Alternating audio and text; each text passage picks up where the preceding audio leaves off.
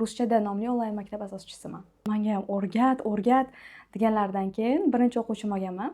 Yaxshi desam bo'ladi, chunki 2025-yilda men 100 mingta bo'ldimda Instagramda. Intensivniy kurs qilamiz ham, bu уже haftada prям har kuni bo'ladi. 7 kun bo'lsa, 7 kun bo'ladi dars. Hasanjon degan hamkasbimiz bor. Shu soat 6 da ish tugasa, bittasi bu tomonga, ikkinchisi bu tomonga o'tib ketsa ham bo'lmaydi-da. Turmush qurganlarmi? Da. Yo'q. O'zichi, men o'zim aytaymi, qanaqa ko'raman? Prosta turmushga chiqib ketaman-da, maza qilib yashab yuraman. Rus tilini o'rganish qiyin deb o'ylaysizmi? Yo'q, adashasiz. Albatta, agar to'g'ri metodda o'rgansangiz. Hamma qoidani yodlab, lekin amalda ishlatmasangiz, natija bo'lmaydi. Men kerakli grammatikani razgovorda qo'llashni o'rgataman. Agar siz 31 kun ichida razgovorga chiqishni xohlasangiz, sahifamga obuna bo'lib qo'ying. Assalomu alaykum, hurmatli tomoshabinlar. Bugun biz tadbirkor loyihamizning 26-sonini olamiz va bugungi mehmonimiz Nazokat Ahmedova bo'ladilar. Assalomu alaykum. Assalomu alaykum. Yaxshimisiz? Rahmat, yaxshi. Tomoshabinlarimizga o'zingizni tanishtirsangiz. Mening ismim Nazokat Ahmedova. Men 6 yillik tajribaga rus tili ustoziman va undan tashqari Ruschada nomli onlayn maktab asoschisiman. Zo'r, rahmat. Tadbirkorlik yo'lingizni birinchi qadamlaringizni aytib bersangiz. Men birinchi qadamni imенно repetitorlik bilan boshlaganman. 14 yoshimda dars berishni boshlaganman. Boshida o'ylaganman, что bu narsa meniki emas, lekin atrofimdagi ko'p tanishlarim senda zo'r o'xshayapti, menga ham o'rgat deganlardan keyin birinchi o'quvchim olganman. Shundan keyin natijalarini ko'rgandan keyin juda ham ilhomlanib ketganman bu narsadan. Keyin shunaqa qilib boshlanib ketgan hamma narsa. Zo'r. Hozir necha yoshdasiz shu? 20. 20. Demak 2005 5. yil. Qoyil. Biz 23-sonini olganimizda eng yoshi deb e'lon qilgan edik-da. Yusuf Alimjonov degan bo'ladi. Siz undan ham yoshi bo'ldingiz. Hozir eng yoshi reytingi bo'yicha rekord qo'ydingiz hozircha. Zo'r. Xo'p, 2025-yil siz uchun qanaqa qilib o'tdi? 2025 menga ko'proq intizom, o'sish, sabr qilish yili bo'ldi. Chunki shunaqa momentlar bo'ldi. 2025-yilda o'zi hamma aytadi, karmicheskiy gод bo'ldi, u yoq bu yoq deb. Примерно shunaqa bo'ldi. Boshida ozgina depressiya holati bo'ldi, stress. Keyin уже tiklanish, intizomning orqasidan juda ham yaxshi desam bo'ladi. Chunki 2025-yilda men 100 mingta bo'ldimda Instagramda. Aha, zo'r, tabriklaymiz. Rahmat. Zo'r. Men hozir Instagramdagi postlaringizdan bittasini ko'rib qoldim. Men 4 yil o'qishimni pulini o'zim to'laganman degan joyingiz bor ekan. Qayerda o'qiganingizni shuni gapirib bersangiz. O'zi boshida maktabni bitirmasdan 11-sinfda Avstriya universitetiga kirganman. Bizani как foundation year qilib olishgan. Evaziga, что birinchi yilni tugatgandan keyin IELTS olishing kerak. Keyin уже ikkinchi kursga o'tasan degan narsa bilan olishgan. U yoqdagi kontrakti $3000 edi. U payt men 16 yosh, hali menga bu vasha katta pul bo'lgan. Birinchi yilini to'lab olganman. Lekin o'sha ikkinchi, 3-chi yillarda o'ylab qaradim. Hozirgi o'sha universitetdagi o'qiyotgan mavzularimizni men o'sha 16 yoshimda, как buxgalteriyaning astaga tayyorlanish bo'lgan bo'lsa, men o'sha 16 yoshdan boshlagan edim bu narsani. O'yladim, то что men уже pulga masalan kursga borib o'rgangan narsalarimni universitetda yana qayta o'rganayotgan bo'lganman-da. O'shandan keyin boshqa universitetga ko'chirganman o'zimga. Faqat уже заочно, chunki намного удобнее bo'lgan. Ya'ni qulay. Zaochni Toshkentda o'qigansiz, O'zbekiston universitetida. Boshida ochniy o'qiganman, IMC'da, boshida o'qiganman. Keyin уже Avstriyaga ketish mumkin bo'lgan. No, ichki holatim menga hali tayyor emasman deganman. Yaxshi. Xo'p, oilangiz haqida gapirib bera olasizmi? Biza oilada o'zi 3 ta farzandmiz. Oyim, buvim, asosan shunaqa ikkalamiz yashaymiz, oilaviy. Adamlar bilan biz yashamaymiz birga. Ukalarim, oilada men katta farzandman. Ko'proq mas'uliyatim o'zimda. Rahmat. Mana hozir 14 yoshimdan boshlaganman dedingiz dars berishni. Keyin mana shu rivojlanish jarayoni hozir 6 yil o'tgan bo'lsa, qisqacha qilib aytib bera olasizmi, qanaqa rivojlanishlardan o'tgansiz? Tak, o'zi umuman olganda dars berishga qanaqa kelib qolganimdan boshlamoqchiman. Chunki oyimga rahmat aytaman, chunki menga shunaqa возможность berganlar, imkoniyat berganlar. Men o'zim har xil sferada prям tekshirib ko'rganman. Xohlasam menejer sifatida ishlab ko'rganman, finansist yordamchisi, pasport stolda ham ishlab ko'rganman. Har sohada o'zimni sinab oxiri shu narsaga kelganman, ya'ni dars berishga. Dars berishni onlayn boshlaganman. Boshida birinchi boshlayotgan momentlarimda o'quvchilar so'rashardi, yoshingiz nechida deb. Men u payt 14 yoshim uyalardim aytishgada yoshimni. Chunki juda ham shunaqa narsa bor. Yoshi kichkina bo'lsa, sen hali vohlisan kattalarga dars berishga. O'shaning uchun yoshim hech ham yetmaganman boshida. Keyin где-то 18 yoshga kirgandan keyin oxiri aytishni boshlaganman. Yoshingiz nechida desa 18 deb. Keyin yana orada shunaqa bo'lgan. Men ijtimoiy tarmoqlarni rivojlantirishni anaqasini ko'rganman. Ya'ni potensialini shunda ko'rganman. O'zimga prям qachon boshlagan bo'lsam, srazu Instagramni ham boshlaganman-da. Boshlaganimda boshida hech narsa tushunmas edim. Ishonasizmi yo'q, men 6-sinfgacha umuman Instagramga kirmas edim-da, ishlatmas edim. Tushunmas edim. SMMda o'qidim, mobilografiyada o'qidim, ko'rdim qanaqa bo'ladi. Shunaqa qilib, o'sha ijtimoiy tarmoqlarni rivojlantirish orqali bu darajaga yetib keldim deb o'ylayman. Учебный centrda ham ishlab ko'rganman, chunki menga opit kerak bo'lgan. S1 sertifikatiga tayyorlandim. Ingliz tilida masalan o'qituvchilarga nisbatan CLT sertifikati bor. Rus tilida unaqa narsa yo'q-da. Ya'ni qaysidir ma'noda faqatgina единственный moment S1 bor, S2 bor. Sertifikatlari. O'zbekistonda RUDNda men S1 sertifikatini topshirganman, chunki predel shu ekan. Yana bo'lsa, может topshirib ko'raman. YG degan ekzamen ham bo'lardi-ku. U YG ko'proq rossiyaliklar uchun, ya'ni maktabni bitirishdan oldin DTM bor-ku bizning O'zbekistonda. Ularda bu YG-da, imtihon, что o'sha narsa hal qilib beradi, universitetlarga kiradimi yo'qmi. Zo'r. Mana hozir onlayn maktab qilyapsiz-ku. Shunda jamoangiz necha kishidan iborat? Так, prodyuser, sotuv bo'limi, mobilograf, соответственно, и admin. Ularning sonini bilmayman, chunki bizda ko'proq prodyuser bilan anaqa qilamiz, ishlaymiz. Prodyuser o'zlari hal qilib beradilar deb bunaqa narsalarni. Ya'ni sotuv bo'limini ular boshqaradilar. Meni o'zimning adminim bor, kuratorlarim bor bo'ldi. Уже kerakli joylarni menga aytishadi. Qolgan narsa уже delegirovatsiya qilinib bo'lganda. Siz как ekspert sifatida bu jamoada ishtirok etasiz. Zo'r. Xo'p, mana bu tadbirkorlardan o'zingizni qaysidir kumiringiz bormi? Da. Kim? Shahida Abdullayeva, prям sevib Da. Ularning treninglariga prям har doim borib kelganman. Уже ular ham tanib qolgan. Men ulardan vdохновение olganman-da ko'proq. Agar O'zbekiston anaqa tadbirkorlarni aytadigan bo'lsak, ularning ustozlari Saidmurod Davlatov. Men juda ham o'sha biznes sohasini yoshligimdan yaxshi ko'raman-da. Shuning uchun har doim treninglar bo'lsa, любой joyga men boraman-da. Bitta shunaqa moment bo'lgan. Yana o'sha 15 yoshlarimda Saidmurod Davlatovlar 2023dan 2022dami kelishganda O'zbekistonga katta forum qilishgan, esingizda bo'lsa, o'sha yerga bileti $100 $100 o'sha 2 kishilik edi-da. O'shani ham olganman. Oyim bilan birga borib kelganmiz. Zo'r.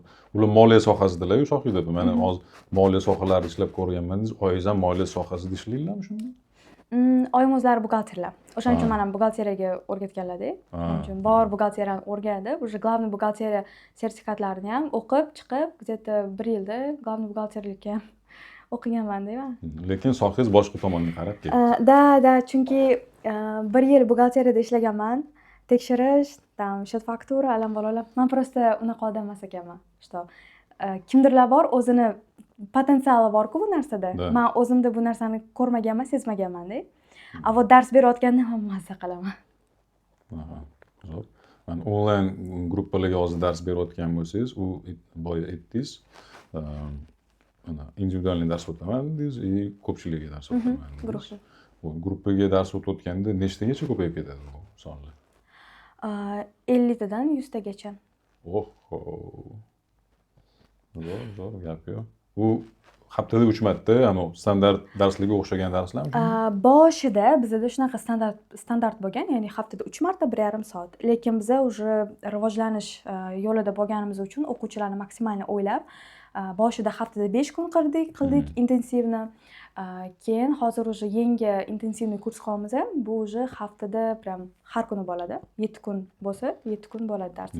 Haftada 3 marta jonli bo'ladi. Qolgan kunlari уже razgovorga ko'proq fokus qaratmoqchimiz, чтобы har bir o'quvchi o'zini darajasi bo'ladi baribir. Mana shu darajaga mos qilib kuratorlar bilan individualni gaplashishadi. Ya'ni yakka tartibda уже razgovorni darslar bo'ladi. Protsessni tekshirish uchun уже yakshanba kunlari test qilamizda. Men bir nechta onlayn kurslarda o'qiganman-da. Odatda bular mana oldindan yozib olingan video darslar bo'lardi. Sizlarda ham shunaqami? Bizda ham bor yozib olingan darslar. No, to'g'risini aytsam, menda effektivность ko'rganim yo'q o'quvchilarda bu narsani. Chunki boshida men ham yozib qo'yganman, darslarim bor. U narsalarni men qanaqa ishlataman? Darslarimizda ko'proq biz razgovorga qaratganimiz uchun fokusimizni maksimal qiyin mavzularni 15 minutda tushuntirishga harakat qilaman-da. Чтобы o'quvchida 15 minutdan keyin уже fundamenti bor, qolgan moment уже biz bu narsani ishlatamiz. Ya'ni amaliyotda qo'llaymiz, grammatikani agar kerak bo'lsa. Chunki to'g'ri gaplashishingiz uchun baribir grammatika kerak-da. Вот. Video darsliklar nimaga yaratilgan? Ular savollar bo'lib qolishi mumkin o'quvchida yoki kirolmay qolishi mumkin. Darsning o'zini zapisi ham bo'ladi, plus mana bu yozib olingan mavzu ssilkasi tashlab beriladi, ko'rib chiqishadi. O'sha narsa lekin yordam beradi o'quvchilarga ko'proq. Chunki vaqti bo'lmay qolsa agar yoki bo'lmasam kirolmay qolsa, tushunmay qolsa darsga sразу videodan topib olishadi-da kerakli joylarni. Zo'r. Mana rus tilini hali bilmaydigan odam, mana yangi sizlarga murojaat qildi. O'shani misol uchun rus tilini bilish darajasini aniqlash uchun siz o'zingiz gaplashasizmi yoki kuratorlar? Yo'q, men o'zim gaplashaman. Dars beravergan saringiz o'sha odam "Привет, пока" deyishidan o'sha bilasizda darajasini. O'shandan keyin men o'sha sразу shunaqa darajaga yetdim.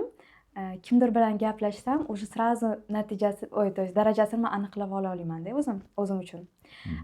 O'quvchilarga agar kuratorlarga beriladigan bo'lsa, ularni ajratib berish kerak, testlar qilishadi ular. Boshida test qilib olishadi, keyin o'sha oxirida ham test qilinadi. Mana yana bitta postingizga hozir to'xtalmoqchiman. Bir xil yoziladigan mana doma bilan damani farqi bor degan postingiz bor ekan. U yerda ham mana tarjimasini oladigan bo'lsak, birinchisi doma uyda, dama bu uylar degani. Va shuni o'zini bilgan odam ham o'sha bilmaydigan odamdan ko'ra bilim darajasi ustunroq va imkoniyatlari ko'proq bo'ladi. Va shu mana o'zbeklarni oladigan bo'lsak, shu rus tiliga qiziqishi va hozir rus tiliga talab qanchalik aktual? Rus tiliga talab oldindan bo'lgan, hozir yana ham kuchayib ketyapti deb o'ylayman. Sababi hozirgi kunda agar normalniy ishga kirmoqchi bo'lsa, masalan diplomi bor, o'zini ustida ishlaydi, rivojlanadi, ingliz tilini zo'r biladi, lekin rus tili pand berib qo'yadi-da, shunaqa momentlar bor. O'quvchilarim kelishgan IELTS 7,5, 8,5, 8, IELTS zo'rda, lekin baribir kelishadi. Nimaga? Chunki ishga olishayotganda birinchi bo'lib so'rashadi, rus tilini bilasizmi? Keyin o'sha ingliz tilini so'rashadi-da.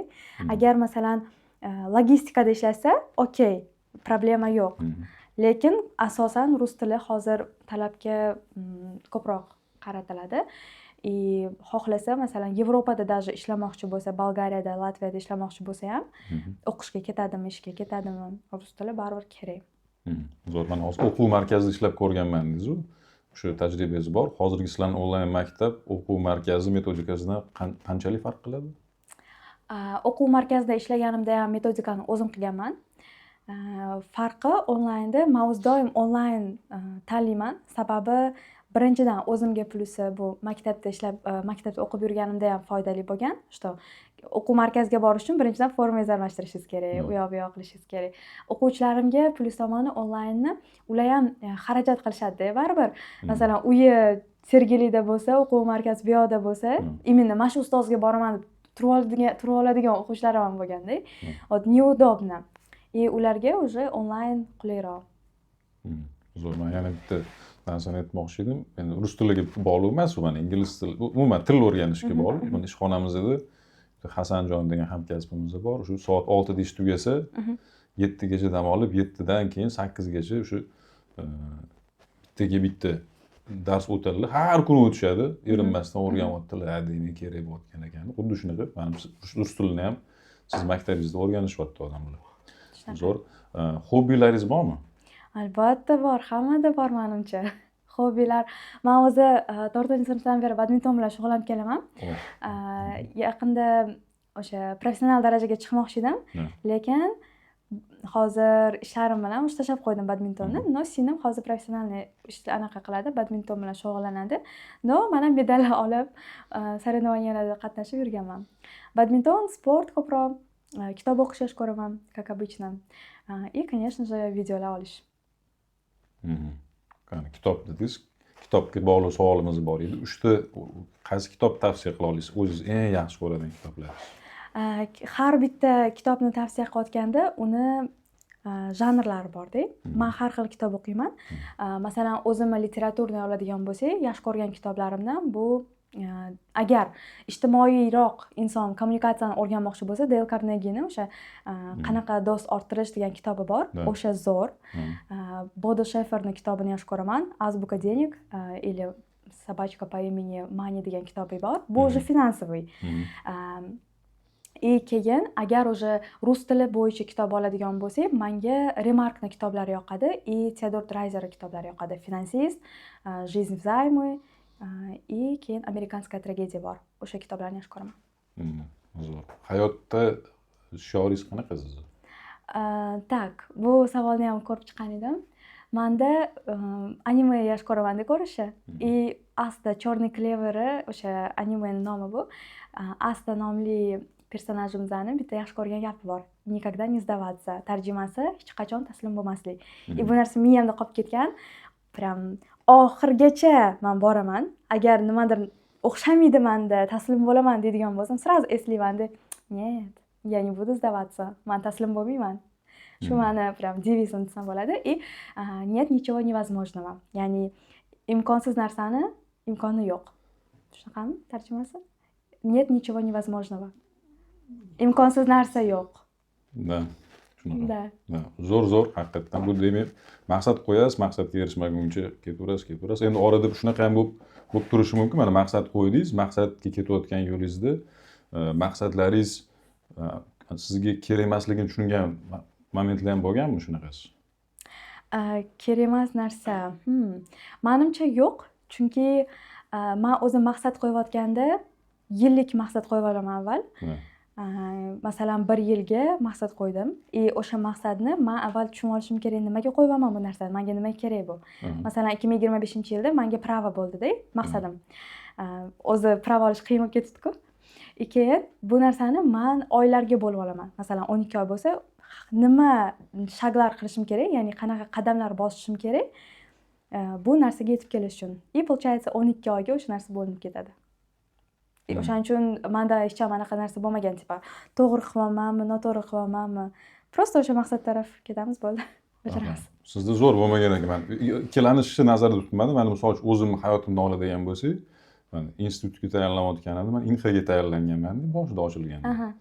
U yerda menga aytishganda shu 4-kursda Koreyaga borib o'qiysizlar, dengiz bo'yida, logistika bu o'ylaganman aytam. Воздушный logistika bilan shug'ullanaman deb harakat qilib yurganman. Keyin u yerda ЧП qilib qo'yishgan, o'zbeklar Koreyada 4-kursda Koreyaga borish yo'q qilib qo'yishgan. Men keyin o'qigim kelmay qolgan u yerda. Ya'ni mana shu Toshkentda yursam, men kerak menga. Demak, o'shan bilan bog'liq bo'lgan ekan mening maqsadim. Aynan shu Koreyaga ketib, u tajribasini ko'rish bilan. Bu ketgandan keyin, undan keyin MGIMO degan universitet bilsangiz kerak. Ha, bilaman.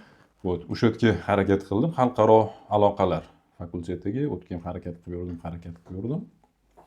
Keyin biznes bo'yicha ustozimiz borlar, Hikmat aka Abdurahmonov. Shular bilan bir ko'ngildan bir suhbat qilgan paytimizda shu so'ragandilar, maqsading nima o'zi? Maqsadingiz nima o'zi? Shohraxmon so'raganlar, aytib berdim. Maqsadni, yo'q, siz MGIMO sizga kerak emas ekan. Bizda как раз shu Tim universitetimiz ochilgan, shu Tim universitetimizni ko'rib boqing dedilar. Shu bilan Tim universitetiga kirdik o'qishga. Shu yerda o'qidik, shu xalqaro biznes va tadbirkorlik yo'nalishida. Men hozir shu xalqaro IT kompaniyada faoliyat yurityapmiz, keyin o'zimizni ikkita loyihamiz bor. Bu ham mahalliy, ham shu boshqa davlatlarga xizmat ko'rsatayotgan loyihalarimiz bor. O'shanga yetdim-da, mana maqsad qo'ydim-da, mana maqsad ketayotgan paytim maqsadim o'zgarib ketib qoldi. Да, это нормально. Shunaqa momentlar bo'lib turadi men hayotimda. Sizga qaytamiz. Keyingi savolimiz mana oyiz bergan eng muhim maslahatlari. Maslahatlari juda ham ko'p. Oyim eng birinchi o'rinda состояние deydilar, ya'ni ichki holatingni to'g'rila deydilar. Sababi ayol kishida, endi boshqalarda bilmayman, lekin qizlarda ko'proq ichki holatga hamma narsa bog'liq deb o'ylayman-da. To есть oyim ham shunaqa deydilar. Agar seni ichki holating yaxshi bo'lsa, aurang yaxshi bo'lsa, boshqalarga shu narsani bera olasan. Ya'ni agar men hozir xafa bo'lsam, bu xafagarchiligim sizga, bularga, hammaga o'tib ketadi-da. Aura endi baribir bor narsa. O'shaning uchun doim quvonch bilan yurgin deydilar, kulib yurgin deydilar. Shunaqa. Zo'r. Mayli, hozir yana shaxsiy savol bilan davom ettiramiz. Shu savollar ro'yxatida bor edi. Mana hozir turmushga chiqmagan qiz sifatida bo'lajak oilangizni qanaqa tasavvur qilasiz? Bu juda ham qiyin savol. Savolni o'qiganimda ham bu narsaga javob topolmaganman. Oila qurish bu baribir mas'uliyat-da, katta mas'uliyat. Bu mas'uliyatga masalan, prosta kimdir keldi, bo'ldi, mana shu odam meniki ekan deb tegib ketaverish kerak emas-da. Men endi tegib keta olmayman. Chunki o'ylash kerak bu narsani.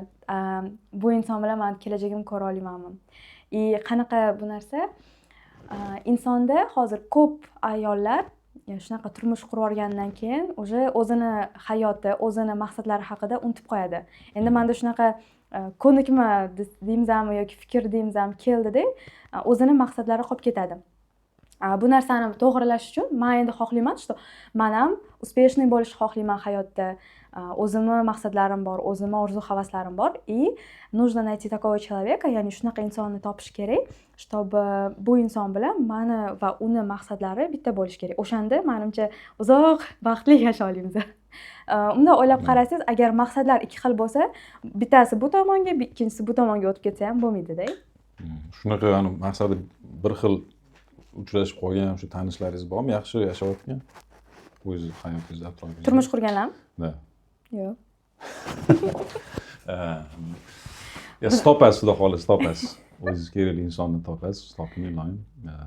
Chunki bizda ham Diana degan qizdan olganmiz, 20-sonida aynan shunga shunaqa inson uchrabdi. Ko'z tegmasin, rosa maqtadi. Sizga ham topilsin shunaqa. Keyin davom ettiramiz xuddi shu narsani.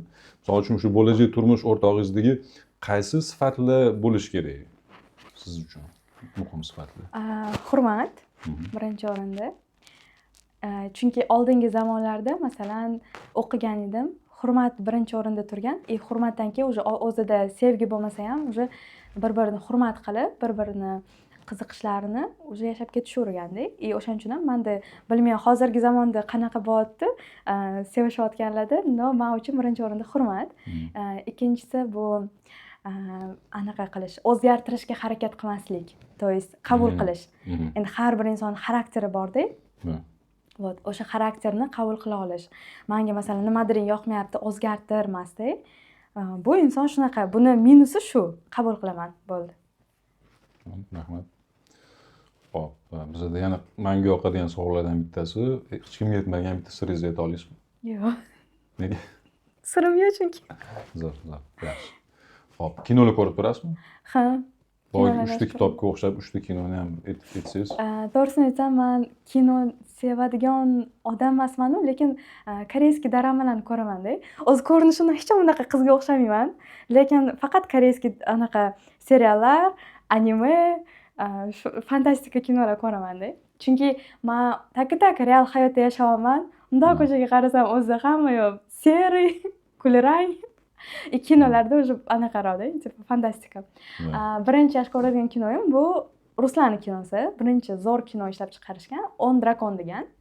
Bu ham o'sha melodrama, fantastikaga ko'proq. Keyin уже agar amerikanskiy kinolarni oladigan bo'lsak, это kino emas, serial ko'rgan ekanman, Отбросы degan. Nima haqida? Aytmay qo'ya qoling. Mayli. O'zingizlar ko'rib olasizlar, hurmatli tomoshabinlar. Da, noto'g'ri tushunmaysiz. Da. Shunaqa. Uchinchisi bu Цветок пустыни degan kino bor. Цветок пустыни. Bu real hayotda, ya'ni real событияlarda olingan kino, oilaviy yig'lab ko'rgan kinolarimizdan bittasi. Chunki u yoqda janri shunaqa. Bitta qiz bo'ladi, qochib keladi, chunki uni muhiti не очень-da. Uni ko'rib, keyin ko'rsangiz, ha, endi tushunaman deydigan kinoda. Qaysi davlatniki bu? Amerikanskiy kino adashmasam. Цветок пустыни. Да, цветок пустыни. Endi men ruscha ko'raman, обычно o'shaning uchun ruscha aytyapman nomlarini, o'zbekchasi yo'q menimcha. O'zbekchaga tarjima qilingan bo'lsa, cho'l guli yoki cho'lda o'sgan gul bo'ladi. Ha, Katta ehtimol bilan. Yaxshi.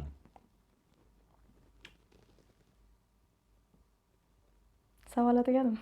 Savollar bor. Mana hozir 2025-yil qanaqa o'tgan dedingiz? Juda nasishdan o'tdi dedingiz. Hozir 2026-yilni ham уже birinchi oy tugadi. Ikkinchi oydamiz, fevralda. Bu yilgi maqsadlaringiz qanaqa? Aytolay degan maqsadlaringiz. Bu menda уже 4-kursni bitiraman deyman. O'shaning uchun endi magistraturaga harakat qilish kerak. Magistraturani menimcha 2027-yilda Italiya planlashtira olaman. Yevropa. Magistrda u yoqda o'qishingiz kerakmi Italiyada? Da. Chunki endi masalan menda juda ham ko'p anaqa bo'lgan, imkoniyat bo'lgan. Masalan, birinchisi Avstriya, ikkinchisi Xitoyga ketishim mumkin bo'lgan. Chunki maktabimizda Xitoy maktabi bo'lgani uchun Koreya o'qishga ham farqi yo'q. Lekin men o'zimni даже Rossiya ham, kстати, Rossiyaga hech ham o'ylab ko'rmagan ekanman topshirish. Lekin endi mana o'zimda his qilaman, ichki holatimda, что men tayyorman chet eldagi musofirchilik hayotiga. Italiyada necha yil o'qiysiz o'tdi? 2 yil. 2 yil. Nega aynan Italiya? Osonroq ekanda. O'zbeklarda shu narsa bor. Qattiq oson bo'lsa, osonroq ekan. Bosib olishadi. Men o'zi qiyinchilikni yaxshi ko'rmayman-da. Qayerda nima oson bo'lsa, o'shanga boraman bo'ldi. Bir tomondan to'g'ri shu narsa, chunki sun'iy qiyinlashtirgandan ko'ra oson yo'lda maqsadlarga erishgan yaxshi. Даже men bu Avstriya universitetimda ham xuddi shunaqa bo'lganda, men u payt o'zingiz tasavvur qiling, 11-sinf bo'lganman. Itak maktabda stress bo'ladi, o'qishdagi stress, yana darslarimni ham davom ettirardim. Undan tashqari yana kontraktimga pul to'lagani kechqurunlar ham ishlab yurardim-da. Вот. Поэтому уже qiyinchilikdan o'tib bo'lib, уже не хочется, ya'ni qiyinchilikka yana qaytib borgim kelmaydi-da. Osonroq yo'lini tanlaylik, iltimos deyman-da o'zimga o'zim. To'g'ri qilasiz, shunaqa qilish kerak. Italiyada nima yo'nalishda o'qiysiz? Xo'p, men odamlar bilan gaplashishni yaxshi ko'rar ekanman. O'zimda endi sezdim-da bu narsani. O'quvchilarga dars beraman-ku. Italiyaga borib pedagogikani tanlamayman, chunki O'zbekistonda ham tanlasa bo'ladi bu narsani. HR sohasini tanlamoqchiman. Chunki baribir odamlar bilan ishlayman-da, psixologiya bo'ladi u yerda. Endi именно HR bo'lib ishlayman emas-u, no, ichidagi mana bu strategiyalari yoki qanaqa inson bilan gaplashish kerak, qanaqa boshqarish kerak, o'sha biznesda baribir kerak bo'ladi insonni boshqarish. Chunki odam olsangiz, uni sразу o'tirayotganda, gaplashayotganda qanaqa qiliq qilyapti, qanaqa suv ichyapti, hamma narsasiga e'tibor berish kerak-da. Chunki bitta olganingizda hozir zoomerlar bor-ku, ularni bir hafta ishlashadi, 2 hafta ishlashadi, keyin ketishadi. HRlikda o'sha bu narsalarga ham e'tibor berasiz-da, insonning potensialini ko'rib, o'sha ishga olsa ham bo'ladi. Menimcha shuning uchun menga kerak bu narsa. HR deganingizga hozir Amir Temurov kitobi esimga tushib ketdi. Bu yerda mana shu xodimlar bilan ishlayotgandagi jarayonni men analiz qildim-da. Analiz qilganimda shu Amir Temurov bitta gaplari bor. Shu mana jangga chiqqandan keyin askarlarga unaqa urush deb o'rgatib bo'lmaydi. O'rgatish kerak emas. Katta xato bo'ladi. Jang boshlangandan keyin ikkita dona vazifasi bo'ladi. Birinchisi o'zini himoya qilish, ikkinchisi dushmanni yo'q qilish. Bo'ldi. Tugagandan keyin qolgan gaplar bo'laveradi degan joylar bor. Ishda ham men kuzatdim, xuddi shunaqa. Mana misol uchun o'zini mutaxassis bo'lgandan keyin, jarayon kelib tushgandan keyin unga vazifa berdingiz. Bo'ldi. Unda tegish kerak emas. U paket tugatmagan ungacha. O'shanda tezlik bo'ladi. Da. Tezlik rivojlanish. Men ko'p kuzatdim-da. Shuni aytmoqchi edim. Shu. Xo'p. Keyingi savolimiz savoling bormi? Auditoriyada savol yo'q ekan, hozir yana o'zim aytaman. Savolni.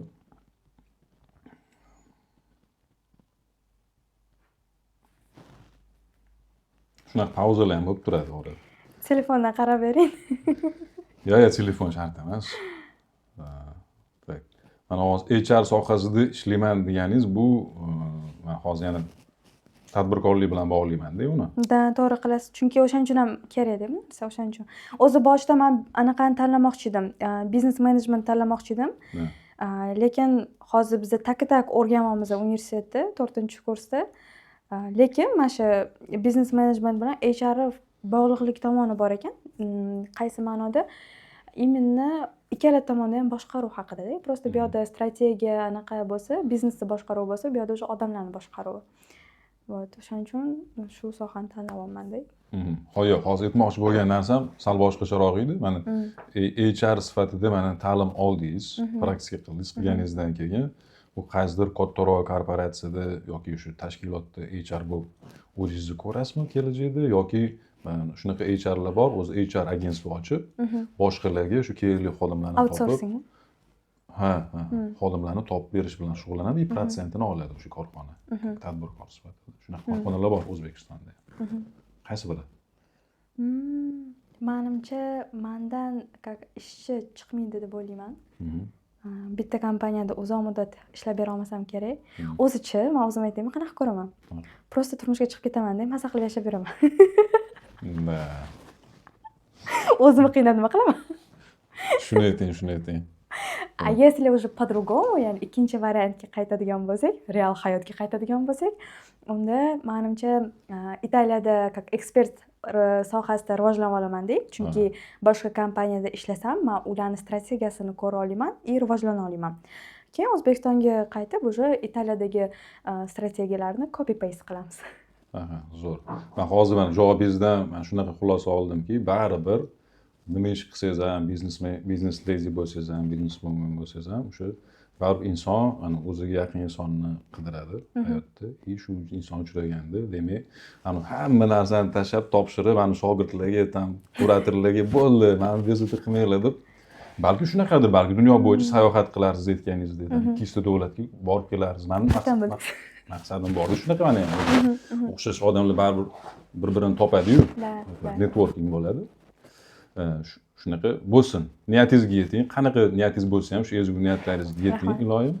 Va shu hozir nuqtada intervyuni shu yakunlaymiz va shu tomoshabinlarimizga o'zingiz tilaklaringizni bildirsangiz.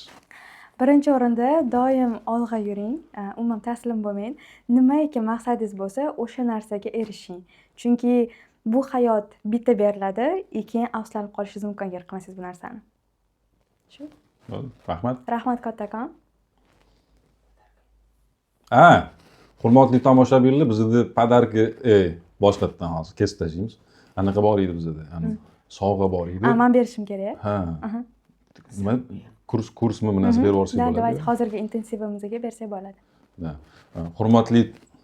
Hurmatli tomoshabinlar, bizning odatimizga ko'ra, bizning mehmonimizdan bitta sovg'a taqdim qilinadi eng zo'r kommentariy egasi uchun va kommentariy yozayotganingizda albatta telefon raqamingizni yoki Instagram, Telegram akkauntingizni qoldiringlar va hozir o'zlaridan so'raymiz nazokatda nima sovg'a beradi sizlarga. Men ikkita sovg'a berishim mumkin, даже ko'proq. Birinchi sovg'am bu o'zim bilan shaxsan darslik bo'ladi. Ya'ni yakka tartibdagi darslikni bermoqchiman.